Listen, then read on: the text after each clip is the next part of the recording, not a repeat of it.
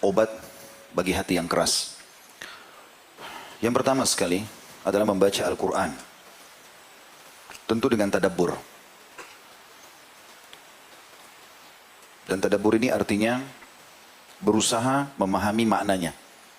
Kita mungkin dengan terjemahan ya, dibaca. Dan dalam tadabbur Al-Quran ini minimal 10 ayat per hari. Makanya para sahabat mengatakan ridwanullahi alaihim, kami tidak pernah melewati sehari kecuali kami sudah mempelajari 10 ayat Al-Quran dengan memahami maknanya. Kemudian yang kedua adalah sedikitnya makan, mengurangi porsi makan. Boleh makan tadi kita bilang, tapi porsinya dikurangi. Dalam arti kata, coba makan pada saat dibutuhkan. Misal kita lagi lapar, lagi butuh, kebetulan bertamu di rumah orang. Gitu. Kalau enggak ya sudah. Karena banyaknya makanan masuk, berarti kita seperti mensuplai makanan banyak, membuat akhirnya badan merasa sangat rileks, akhirnya banyak tidur dan banyak rentetan yang lain. Kemudian yang ketiga, sholat malam. Dan ini adalah sudah umum tentunya. Umumnya kita bangun, sholat malam, beribadah kepada Allah Subhanahu Wa Taala. Karena sholat sunnah yang paling afdal setelah sholat wajib adalah sholat qiyamul lail. Dan ini kebiasaan orang-orang saleh. Sudah menjadi kebiasaan mereka, tidak mungkin lewat satu malam kecuali sholat malam. Dan Nabi SAW saking rutinnya kerjakan sholat tahajud itu sampai-sampai kalau beliau kelewatan tidur misalnya bangun sudah azan subuh, maka beliau SAW mengerjakan sebelum waktu duha 12 rakaat. Yang tadinya sholat malam 11 rakaat. Kemudian yang keempat adalah mendekatkan diri kepada Allah di waktu sahur atau di waktu menjelang subuh dengan doa. Jadi doa secara khusus di waktu itu diperlukan, itu untuk melunakkan hati. Karena orang lebih khusyuk, lebih segala macam. Dan yang kelima, duduk dengan orang-orang soleh. 5 hal ini digabung di satu statement yang disampaikan oleh Ibrahim Al-Khawwash atau Khawwas rahimahullah. Beliau mengatakan dawa'ul qalbi khamsu asya. Obat hati yang keras ada 5. Qiraatul Quran bit tadabbur. Membaca Al-Quran dengan tadabbur. Wa khala'ul batan. Mengosongkan perut. Itu kata membatasi makanan tadi. Wa qiyamul lail. Selalu rutin bangun sholat malam.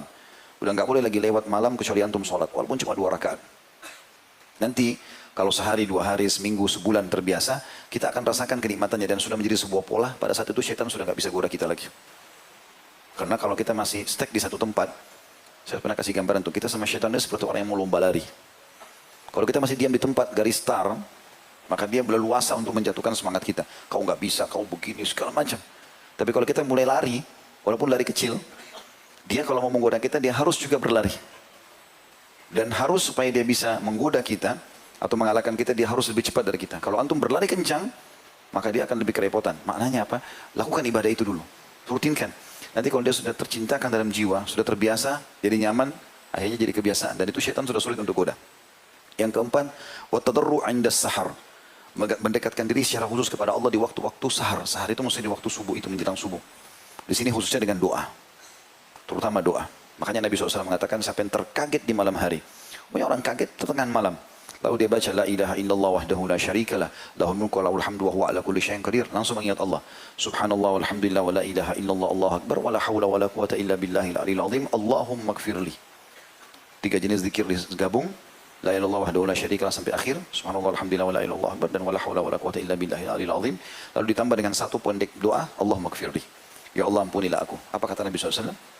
Maka akan diampuni semua dosanya yang lalu.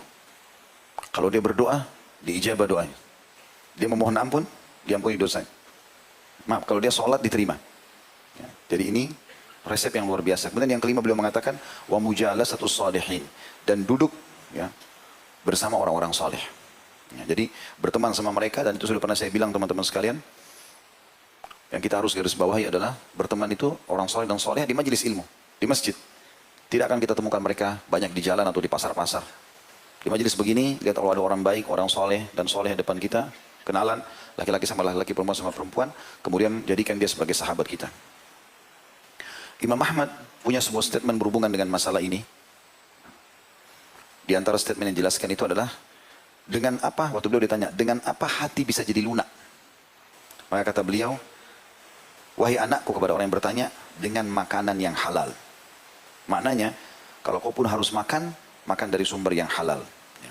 Sehingga betul-betul bisa selamat daripada masalah tadi. Kemudian yang selanjutnya, yang keenam ya, tadi kan sudah 5 ya. Sebenarnya poin 1 tapi ada 5 hal disebutkan tadi.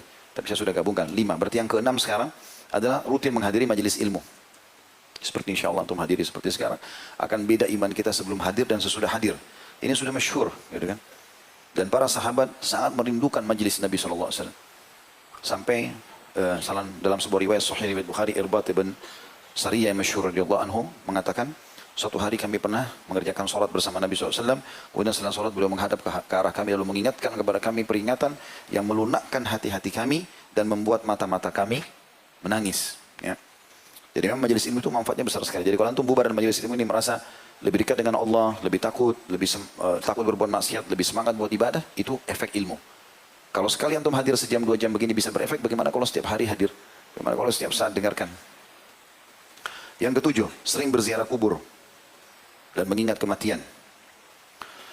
Ada murid seorang Imam Ahmad bernama Abu Talib, dia berkata, seorang laki-laki pernah bertanya kepada Abu Abdillah atau Imam Ahmad tentang bagaimana melunakkan hati. Maka beliau mengatakan, masuklah ke dalam pemakaman. Di situ sejenak, renungi dan usaplah kepala anak yatim.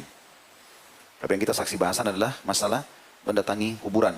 Sa'id ibn Jubair rahimahullah berkata, dan Rabi ibn Abi Rashid berkata, "Lau faraka dzikrul mauti qalbi sa'a khasyitu an yafsuda qalbi." Seandainya mengingat kematian terpisah dari hatiku sekejap saja, dia sempat aku tidak mengingat kalau aku akan mati, maka aku takut hatiku menjadi rusak. Juga Aisyah, pada pernah ditanya tentang keluhan masalah kerasnya hati. Maka beliau berkata, perbanyaklah mengingat kematian. Engkau akan mendapatkan apa yang kau inginkan. Jadi kalau kau selalu ingat mati, ingat kalau kau akan meninggal dunia, sesehat apapun badanmu, setinggi apapun jabatanmu, sebanyak apapun hartamu, tetap kau akan meninggal dunia, maka hatimu akan lunak. Kemudian wanita yang tadi minta nasihat kepada Aisyah pun mengerjakan, setelah itu dia pun mendapat petunjuk di hatinya dan bersyukur tentang perasaan itu. Ya, subhanallah, saya beberapa hari yang lalu, saya sempat mendapatkan informasi dari teman-teman, ada seorang pengusaha, kalau tidak salah dari Kuwait. Orang ini kaya raya, punya pesawat pribadi, punya mobil, gudang di rumahnya, gudang emas, ada segala macam, kaya raya. Terakhir situ tulisannya, ujung-ujungnya dia ke sini. Jadi di foto, banyak foto tentang hartanya itu, pesawat pribadinya dengan warnanya, seragam dengan warna mobilnya, rumahnya, gudang emasnya, perhiasan-perhiasan, segala macam hal. Mobil yang mahal-mahal tertata di halaman dia. Terakhir di sebelahnya ada foto kuburan dia. Tanah, gundukan tanah sampai batu di kepalanya. Itu bahasanya adalah, inilah akhir perjalanan seorang miliarder Kuwait. Bukan tidak boleh mengumpulkan harta, tapi harus sadar teman-teman, kita akan kembali ke sana. Dan sebagaimana kita lahir dalam kondisi hanya menggunakan satu kain selimut pada saat kita lahir, telanjang lahir kita juga meninggal begitu. Telanjang semua nggak ada lagi nih, jabatan, ya semuanya, perangkat-perangkat, semua. Ya, ini tidak akan dibawa. Semua hanya jadi kenangan. Oh itu mobilnya fulan, oh itu sepatunya dia, oh itu istrinya, oh itu suaminya, oh itu anaknya. Selesai, itu bahan ceritanya orang. Tapi antum bertanggung jawab sendiri di depan Allah hari kiamat. Ingat itu, akan mati. Hati-hati dengan itu. Kemudian yang selanjutnya adalah berbuat baik dengan semua orang miskin, orang yang susah. Yang keberapa? Yang ke-8, berbuat baik. Jadi selalu melihat orang yang lebih susah dari kita, teman-teman. Banyak kan orang subhanallah hatinya keras karena dia sengaja cari tempat yang eksklusif. Dia tidak pernah mau berbaur sama orang. Keluar tidak pernah mau lihat keadaan. Jalan lihat. Di Jakarta ini banyak sekali pelajaran bisa kita ambil.